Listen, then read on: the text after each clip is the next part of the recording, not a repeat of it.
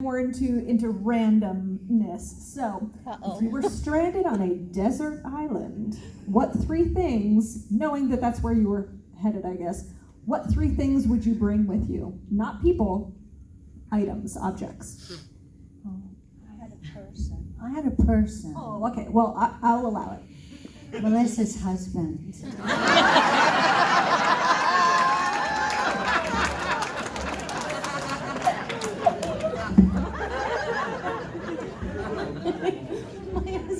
So in love with her. Oh my gosh. That's actually, it's a brilliant answer because he's like Mr. Everything guy. He could build a house from palm fronds. My answer was so much less interesting. Like my first thought was fried chicken, a lighter, sunscreen. That was the first thing I was. Sunblock. Yeah. I SPF 5000 for. Can I have a cell phone? Why not a cell phone? A sat phone. Just call somebody. A sat phone. A sat phone. Yeah, they just Get call me them off leave. this island. Yeah. A boat. Gilligan's? That's, I didn't say that. I didn't say the second part, so it doesn't count, right? Anybody. What if you there's so many people named if you could have any superpower for one day, what would it be? Mind reading. Invisibility. I'd be sneaking up on all of you.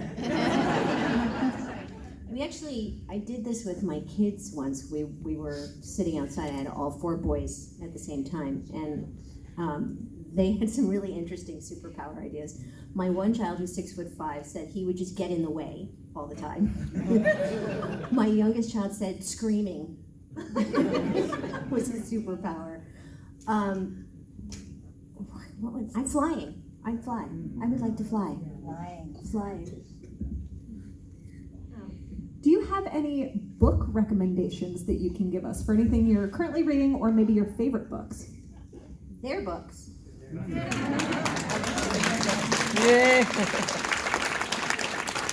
I just read a wonderful novel called Lessons in Chemistry, and it's not about lessons in chemistry.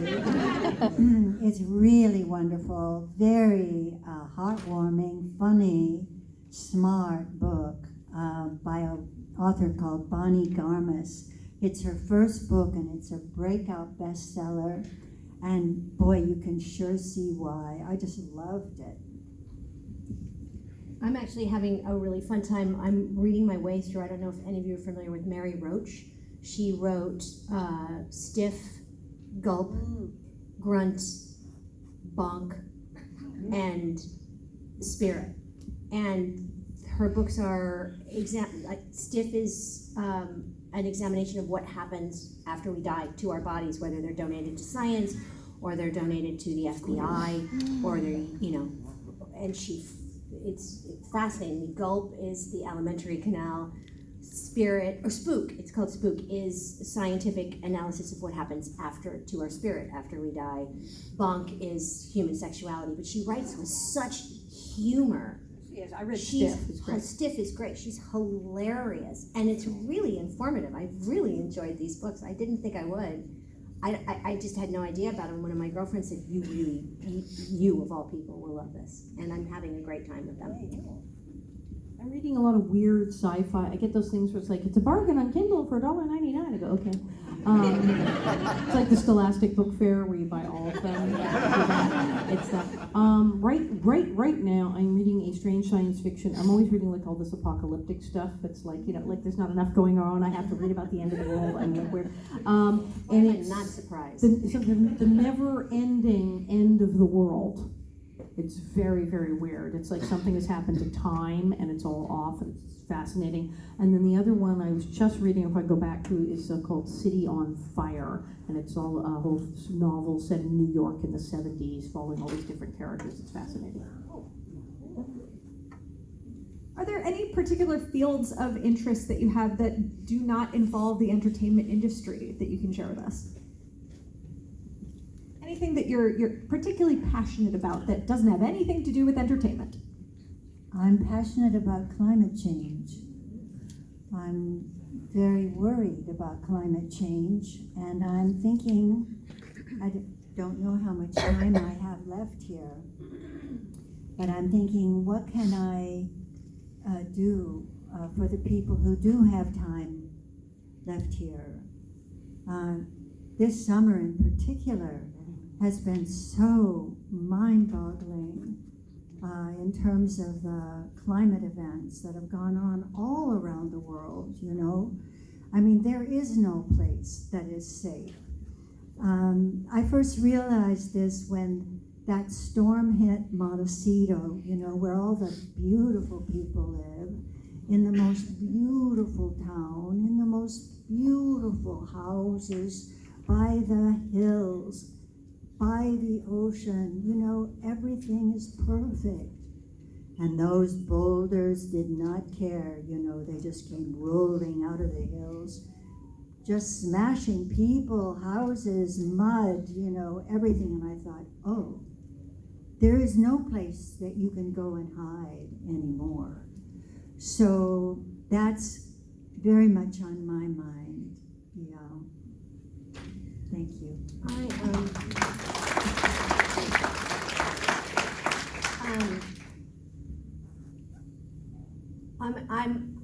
My focus at this point actually has been on, a little over a year ago I launched a lifestyle brand called Modern Prarie, and there is a retail component to it, but it really has grown into this community for the maturing woman. The majority of women who are part of our community are 50 and older, although we do have women who are in their 40s. But what we've created, my partner Nicole Hazy and I have created, has really started to sort of blossom into something greater than I could possibly have imagined. And now I have this wonderful community of these women who are supporting each other as they go through these changes in their lives, whether it's menopause and hormonal changes or life changes, losing a partner or a spouse, children moving away from home, caring for aging parents.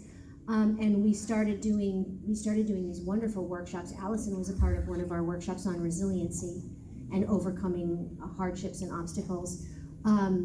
We've done everything from how to deal with grief through the holidays to how to make the perfect pie crust. We have crafting, and we now have an app, the Modern Prarie app, and I'm there every day reading, and I'm now seeing women start to get together with one another and go on adventures. We just did a workshop on how to travel alone for the first time, and how to start that process of getting out, and how to get unstuck, and how to have boundaries and limits. And we're launching two big initiatives. We're really getting into sort of the menopause space, and having, not from a retail perspective or anything, but giving women the inspiration to advocate for themselves. I just fired my gynecologist because she didn't have specialized menopausal, postmenopausal training. She just did the standard course, and I wanted someone, a doctor in my life,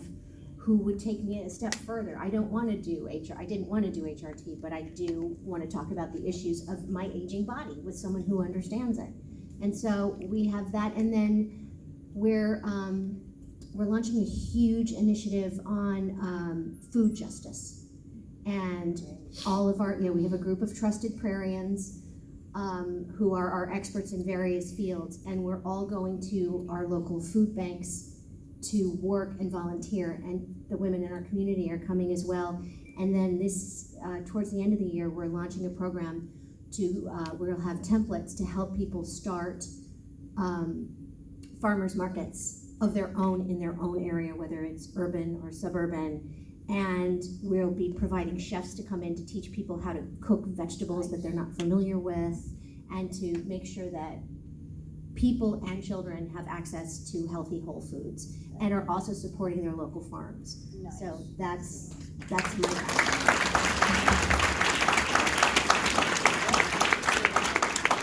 Well, I'm still president of the board of the National Association to Protect Children, or protect.org.